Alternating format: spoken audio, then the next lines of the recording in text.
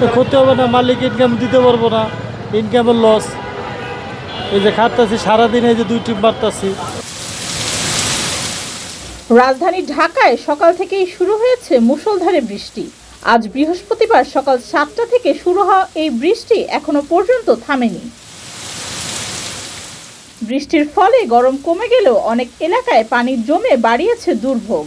বিশেষ করে মিরপুর, মোহাম্মদপুর, তেজগাঁও, ধানমন্ডি, পুরান ঢাকা, বাড্ডা ও মগবাজার সহ অনেক এলাকায় রাস্তায় পানি জমে গেছে।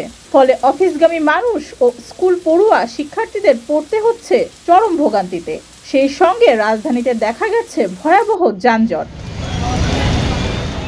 ধানমন্ডি থেকে অফিসগামী একজন যাত্রী জানান, সকাল 9টায় অফিস, 8টায় বাসা থেকে বের হয়ে মূল রাস্তা পর্যন্ত আসতে যেয়ে দেখি ভিজে গেছি। রাস্তায় পানি, রিক্সা পাওয়া যাচ্ছিল না, নেই সিএনজি অটোরিকশাও। অনেক স্কুলে আজ সকালে পরীক্ষা ছিল। বৃষ্টির কারণে অভিভাবকরা বাচ্চাদের নিয়ে পড়েন চরম দুশ্চিন্তায়। অনেক শিক্ষার্থী ভিজেই পৌঁছায় স্কুলে। আমি তো আমার আল্লাহ শরীর ভালো আছে দেখে আমি হাইটা যাইতেছি। অনেক আছে হাঁটতে পারতেছে না, গাড়ির কি অবস্থা দেখছেন না রাস্তা।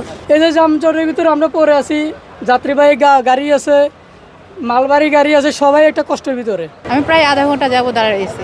কোথায় যাবে? সেই গুলিস্তান থেকে আমি এতক্ষণ হেঁটে আসছি, একটা গাড়ি নাই, রিক্সা নাই, কিছু নাই।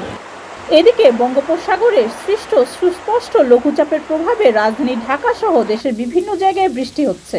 বৃষ্টির সঙ্গে রয়েছে বাতাস, ফলে পরিবেশ কিছুটা শীতল রয়েছে। এদিকে দেশের 6টি অঞ্চলের নদী বন্দরে দুপুর 2টা পর্যন্ত 2 নম্বর হুঁশিয়ারি সংকেত দেখাতে বলেছে বাংলাদেশ আবহাওয়া অধিদপ্তর। এছাড়া অন্যান্য এলাকার নদী বন্দরকে 1 নম্বর সতর্কতার সংকেত দেখাতে বলা হয়েছে। খুলনা, বরিশাল, পটুয়াখালী, নোয়াখালী, চট্টগ্রাম এবং কক্সবাজার অঞ্চলের উপর দিয়ে দক্ষিণ ও দক্ষিণ পূর্ব দিক থেকে ঘন্টায় 60 থেকে 80 কিলোমিটার বেগে বৃষ্টি বা বজ্রসহ বৃষ্টি হতে পারে। ডেস্ক রিপোর্ট, যুগের চিন্তা।